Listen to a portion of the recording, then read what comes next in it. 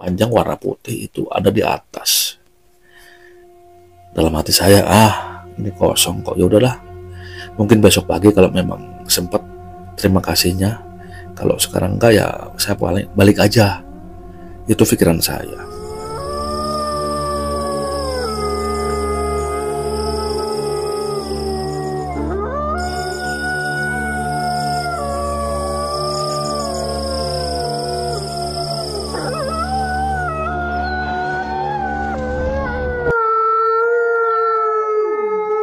Assalamualaikum warahmatullahi wabarakatuh. Ini Bang, saya mau bagi-bagi pengalaman di tahun 2004. Pada saat itu saya bekerja di sebuah pabrik.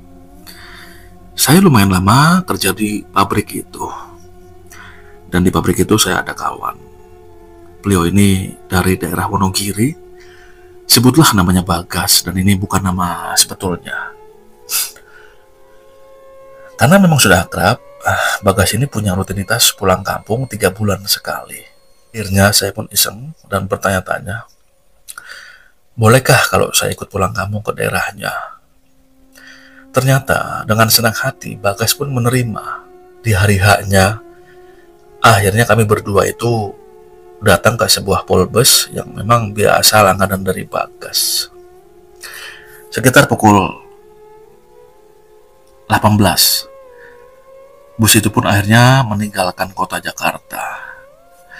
Ini adalah pengalaman pertama kali saya keluar kota yang ukurannya lumayan jauh. Hingga pada pukul setengah 11 malam, bis berhenti di daerah rest area untuk beristirahat. Ya kurang lebih setengah jam. Saya pun turun dari bis, dan Bagas juga ya. Itu untuk sekedar buang air kecil dan juga untuk minum kopi lah. Setelah itu bus pun berjalan kembali. Setelah berjalan kembali, saya pun tertidur nih sama dengan Bagas. Sampai bahkan istirahat kedua kali, saya juga tidak turun.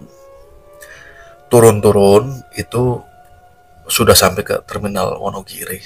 Setelah turun ya, kami pun akhirnya berdua berjalan sebentar ke luar terminal karena sudah ada tukang ojek langganan dari Bagas. Untuk kali ini memang Bagas sudah memesan 2 orang tukang ojek untuk mengantarkan ke desanya. Dari terminal itu kalau ditaksir kurang lebih itu ada sekitar setengah sampai 45 menit. Karena ternyata begini, jalur yang dilewati kami dengan menggunakan jasa tukang ojek itu lumayan jauh, juga jalannya semakin menanjak. Semakin meninggalkan terminal, yang kami lihat itu malah area seperti perbukitan yang dipenuhi oleh tanaman-tanaman besar. Belum lagi jalurnya juga kadang turun, kadang berbelok tajam, kadang menanjak. Yang intinya memang berbentuk bukit. Penerangan juga hanya ada di depan-depan rumah warga. Nah, ketika sampai ke daerah yang memang agak gelap sekali, sama sekali tidak ada lampu. Tentunya ini abang tukang ojeknya juga sudah sangat hafal daerahnya. Hingga akhirnya sampailah ke rumah si Bagas. Lalu keluarlah seorang ibu-ibu setengah baya. Kalau ditaksir ya sekitaran usia 50-an. Dan setelah itu ya kami pun berdua dipersilahkan masuk. Lalu dibuatkan kopi, juga cemilan lah untuk melepas lelah.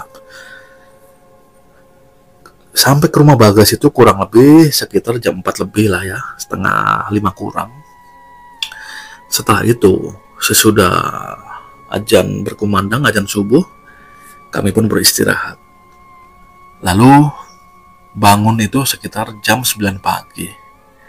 Ya, setelah itu ya kami pun akhirnya mandi, lalu sarapan. Karena masih lelah, ya saya pun masuk lagi ke kamar. Entah Bagas ada di mana. Masuk ke kamar lagi, akhirnya malah tertidur sampai jam 1 siang. Dibangunkan oleh Bagas untuk makan siang. Nah, setelah itu sholat Johor, lalu pun saya keluar tuh ke sekitaran rumah dari Bagas yang ternyata Depan halamannya itu adalah jurang yang memang dipenuhi oleh berbagai jenis tanaman. Bagas pun menemui saya dan dia bilang, "Jis, nanti habis maghrib aku mau main ke rumah pacarku dulu ya," kata Bagas kepada saya. Ya, saya pun mengiyakan. "Oh ya, silakan, monggo." Lalu si Bagas bilang lagi, "Oh iya, kamu kalau mau beli rokok mendingan siang, soalnya warung jauh, harus naik motor," kata si Bagas lagi. Ya, saya pun mengiyakan. Namun karena saya keasikan mengobrol dengan beberapa warga yang saya temui, hingga akhirnya malah maghrib. Dan setelah habis maghrib saya ingat kalau rokok saya habis. Ya, saya pun iseng-iseng malah keluar rumah Bagas untuk mencari warung. Saya menuruni rumah atau lingkungan rumah dari Bagas ini yang curam itu dengan pelan-pelan. Memang masih terlihat beberapa rumah. Sampai akhirnya saya sama sekali tidak melihat rumah, dan itu yang ada hanya kebun-kebun kanan kirinya. Apalagi jalanan itu hanya seperti bebatuan. Nah, semakin lama semakin jauh, ada satu rimbun pohon bambu itu saya lewati. Setelah melewati rimbun pohon bambu yang panjang itu, saya melihat ada satu buah rumah ya memang tidak ada lampunya. Saya iseng-iseng untuk beristirahat sebentar karena memang saya lelah. Setelah berjalan jauh, kurang lebih ada 2 menit, tiba-tiba penghuni rumah ini keluar. Seorang bapak-bapak yang sudah setengah baya juga ya, rambutnya ini memutih. Setelah keluar, saya pun basa-basi, "Maaf Pak, saya numpang istirahat sebentar." Ya, bapak itu pun hanya mengangguk. Tidak lama kemudian, bapak itu pun masuk lagi ke dalam rumah dan membawa segelas air putih. Lalu pun dengan gesturnya, bapak-bapak itu menyuruh saya untuk meminum. Ya, saya yang kehausan, akhirnya pun meminum. Nah, ketika saya minum, jujur ya, airnya itu terasa seperti bau lumpur. Karena haus, ya saya tidak peduli, saya minum sampai habis, sampai teguk terakhir. Nah, setelah itu bapak itu keluar lagi sambil membawa sebungkus rokok yang kalau saya lihat seperti model lama. Jadi rokok ini bukan rokok pabrik. Rokok ini seperti rokok zaman dahulu yang memang bentukannya itu di ujungnya besar, makin ke bawah makin kecil seperti gada ya.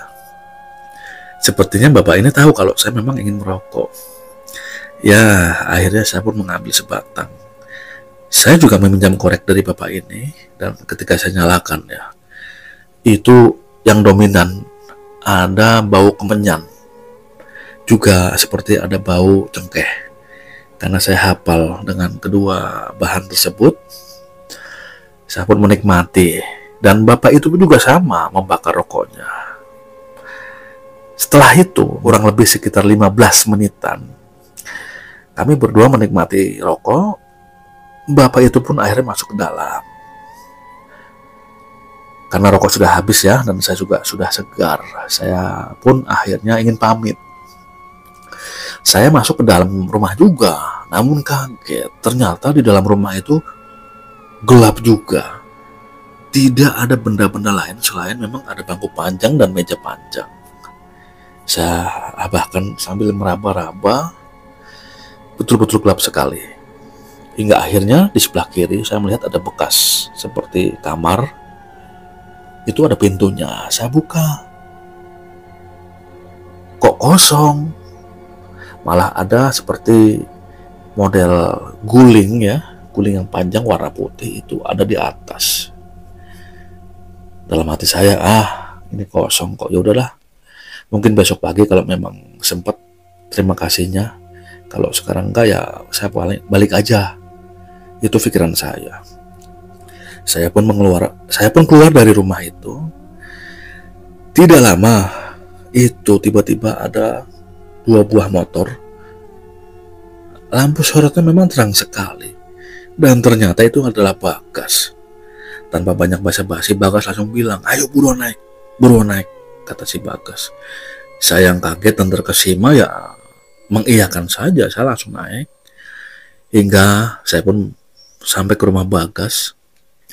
Nah, Bagas dengan seperti agak ya marah mungkin ya, dia bilang, ayolah udah malam, ayo buruan masuk. Nah ternyata betul, saya lihat di jam dinding di rumah Bagas itu sudah jam 2 malam. Lah kok jam 2 malam, orang perasaan baru 1-2 jam. Itu dalam hati saya. Bagas bilang lagi, kalau kamu masih lapar, itu di dapur ada makanan, nanti habis itu ya istirahat. Tapi kalau memang kamu mau istirahat langsung juga nggak apa-apa, kata si Bagas. Nah, Bagas pun langsung loyor ke kamar dan tertidur. Ya, saya pun mengikuti Bagas.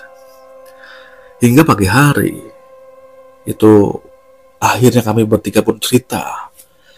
Bagas nih langsung bilang ke saya atau bertanya,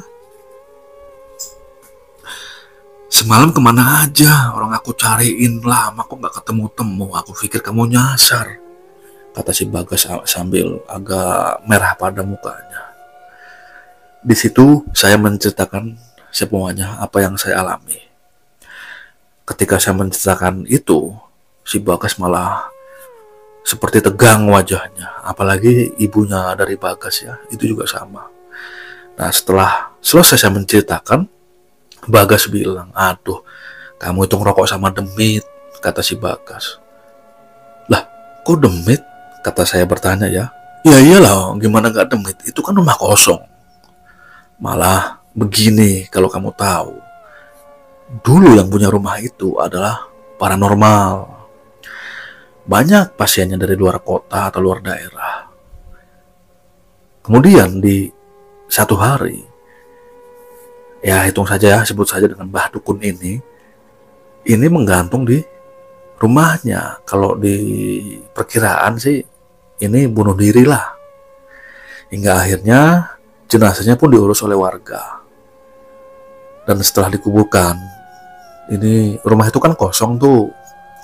Nah, akhirnya banyak desas-desus penampakan yang dilihat oleh warga. Makanya jangan malam hari, siang hari saja orang juga malas lewat situ. Soalnya itu pocong betul-betul nggak lihat waktu kalau menampakkan diri, kata Bagas panjang lebar. Ya saya ketakutan ya, apa iya kok perasaan itu orang bukan hantu, saya bilang ke Bagas. Tapi gini guys, memang ada yang aneh ya, itu kok aku melihat guling di pojokan ruangan ya.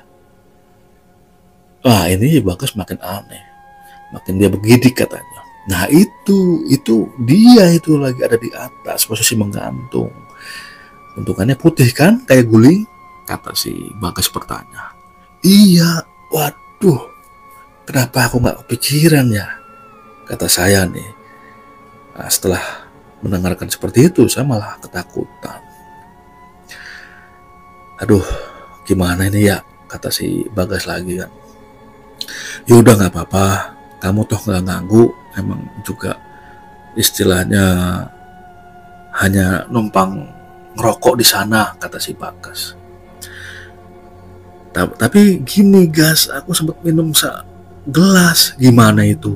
Gas malah kaget, waduh gimana ya. Ya udah gini, nanti aku minta tolong Pak D yang di belakang rumah, dia akan bisa ya, untuk menetralisir lah. Tidak lama akhirnya Bagas pun memanggil Pak D ya. Dan ketika dilihat, kata Pak D begini, wah alhamdulillah mas, ini nggak apa-apa sih, dia nggak ganggu, ini hanya ingin tahu sampai dari mana. Soalnya di belakang sampean juga ada pengawalnya, kata Pak D. Saya tidak paham dengan apa yang dikatakan oleh Pak D. Ya intinya Pak D bilang bahwa itu sosok penunggu situ tidak mengganggu, hanya ingin kenalan lah pada intinya. Walaupun juga di badan juga ada efek juga pada istilahnya pada sakit semua. Yang intinya pada saat itu setelah kami semua ini ngobrol-ngobrol juga bahkan dinetralisir oleh Pak D yang memang masih kerabat dari Bagas, Setelah itu, kondisi badan saya agak mendingan. Yang tadinya memang agak berat ya di leher tuh. Setelah itu agak mendingan. Nah, ada satu malam terakhir kami nginap di rumah Bagas. Kemudian besokannya memang pulang. Bagas masih keluar juga tuh untuk malam terakhir, mungkin main ke rumah kawannya ya. Saya hanya beristirahat di kamar dari Bagas. Jam 10 saya belum ngantuk. Bagas juga belum pulang. Namun yang saya aneh, saya mencium aroma rokok yang saya hisap semalam. Belum lagi saya mendengar batuk yang itu saya dengar semalam juga. Saya yang ketakutan langsung menutup selimut. Dan dalam hati saya bilang, Bah, tolong Bah, jangan ganggu Bah. Hingga akhirnya berangsur-angsur, suasana juga mencair lagi lah. Itu mungkin kurang lebih dari 5-10 menit. Ya, saya tertidur. Dan bangun ketika itu Bagas sudah ada di kamar juga. Pagi menjelang, ya siangnya sekitar jam 10 kami siap-siap untuk ke terminal. Karena nanti di jam 1-an siang, bus itu yang jurusan Jakarta akan segera berangkat. Jadi seperti itu Bang Pra, pengalaman saya yang saya alami. Terima kasih. Ya, terima kasih Bang Aziz atas ceritanya. Saya di sini tidak panjang lebar. Saya tutup. Wassalamualaikum warahmatullahi wabarakatuh.